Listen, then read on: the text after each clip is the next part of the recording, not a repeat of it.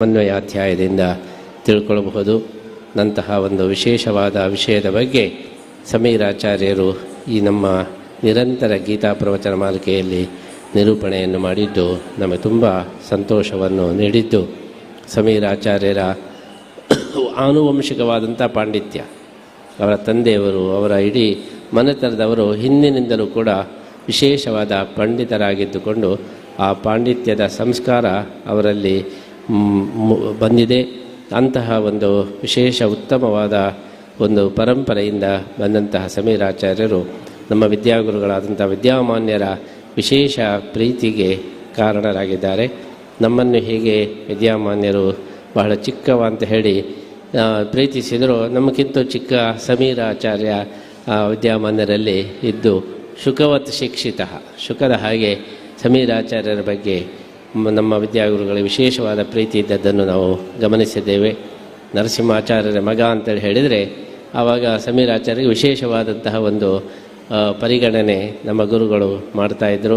ಅಂತಹ ಚಿಕ್ಕ ವಯಸ್ಸಿನಲ್ಲೇ ನಮ್ಮ 2ನೇ ಪರ್ಯಾಯದಲ್ಲೇ ಇಲ್ಲಿ ವಿದ್ಯಾಮಾನ್ಯರ ಹತ್ತಿರ ಪಾಠವನ್ನು ಕೇಳಿಕೊಂಡು ಇಲ್ಲಿ ಶಾಸ್ತ್ರಾಧ್ಯಯನವನ್ನು ಮಾಡಿದ್ದು ನಮಗೆ ಇವತ್ತಿಗೂ ಕೂಡ ನಮ್ಮ ಕಣ್ಣ ಮುಂದೆ ಇದೆ.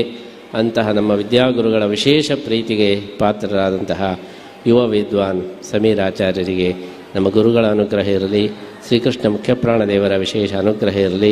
ಇದೇ ರೀತಿ ನಿರಂತರ ಜ್ಞಾನ ಕಾರ್ಯವನ್ನು ಮಾಡತಕ್ಕಂತಹ ಅವಕಾಶಗಳು, ಶಕ್ತಿ, ಸಾಮರ್ಥ್ಯ ಭಗವಂತ ಕರುಣಿಸಲಿ ಅಂತ ಹೇಳಿ ಈ ಸಂದರ್ಭದಲ್ಲಿ ನಾವು ಹಾರೈಸ್ತಾ ಈ ಅಭಿನಂದನೆಯನ್ನು ನೀಡ್ತಾ ಇದ್ದೇವೆ.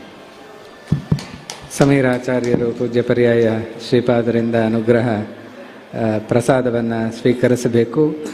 ಈ ಸಂದರ್ಭದಲ್ಲಿ ಸಮೀರಾಚಾರ್ಯರು ಪೂಜ್ಯ ಪರ್ಯಾಯ ಶ್ರೀಪಾದರು ಪರ್ಯಾಯದ ಬಳಿಕ ಯತಿ ದ್ವಯರು ಕೂಡ ಹುಬ್ಬಳ್ಳಿಗೆ ಆಗಮಿಸಬೇಕು, ಅನೇಕ ವೈಭವದ ಕಾರ್ಯಕ್ರಮಗಳಲ್ಲೆಲ್ಲ ಪಾಲ್ಗೊಳ್ಳುವಂತೆ ಆಗಬೇಕು ಅಂತ ಹೇಳಿ ತುಂಬ ಸಲ ನನ್ನ ಬಳಿಯಲ್ಲಿ ಕೂಡ ಹೇಳ್ತಾ ಇದ್ದಾರೆ. ಪೂಜ್ಯ ಶ್ರೀಪಾದರು ನರಸಿಂಹ ಜಯಂತಿಯ ಬಳಿಕ ಹುಬ್ಬಳ್ಳಿಗೆ ಬರುವ ಅಂತೇಳಿ ಹೇಳಿದ್ದಾರೆ ಅಂತಲೂ ಕೂಡ ಹೇಳಿದರು. ಅಂತಹ ಅಭಿಮಾನ ಇಟ್ಟಂತಹ ಸಮೀರಾಚಾರ್ಯರಿಗೆ ಪರ್ಯಾಯ ಶ್ರೀ ಪುತ್ತಿಗೆ ಶ್ರೀಕೃಷ್ಣ ಮಠದ ಪರವಾಗಿ ಎಲ್ಲ ಶ್ರೋತೃಗಳ ಪರವಾಗಿ ನಮಸ್ಕಾರಪೂರ್ವಕ ಧನ್ಯವಾದಗಳನ್ನು ಈ ಸಂದರ್ಭದಲ್ಲಿ ಅರ್ಪಣೆ ಮಾಡ್ತಾ ಇದ್ದೇನೆ. ಸಮೀರಾಚಾರ್ಯರಿಂದ ಅನೇಕ ಕಾರ್ಯಗಳೆಲ್ಲ ಆಗಲಿ, ಜ್ಞಾನ ಕಾರ್ಯದಲ್ಲೆಲ್ಲ ಇನ್ನಷ್ಟು ಶ್ರೀಮಠದಲ್ಲೆಲ್ಲ ಪಾಲ್ಗೊಳ್ಳುವಂತೆ ಆಗಲಿ ಅಂತ ಹೇಳಿ ಕೂಡ ಈ ಸಂದರ್ಭ ಆಶಿಸ್ತಾ ಇದ್ದೇನೆ. ಹರಸಿದ ಪೂಜ್ಯ ಶ್ರೀಪಾದರಿಗೂ ಕೂಡ ಧನ್ಯವಾದಗಳನ್ನು ನಮಸ್ಕಾರಪೂರ್ವಕ ತಿಳಿಸ್ತಾ ಇದ್ದೇನೆ. ಮುಂದೆ ಇದೇ ವೇದಿಕೆಯಲ್ಲಿ ಸಾಂಸ್ಕೃತಿಕ ಯಕ್ಷಗಾನ ಕಾರ್ಯಕ್ರಮ ನಡೀತಾ ಇದೆ.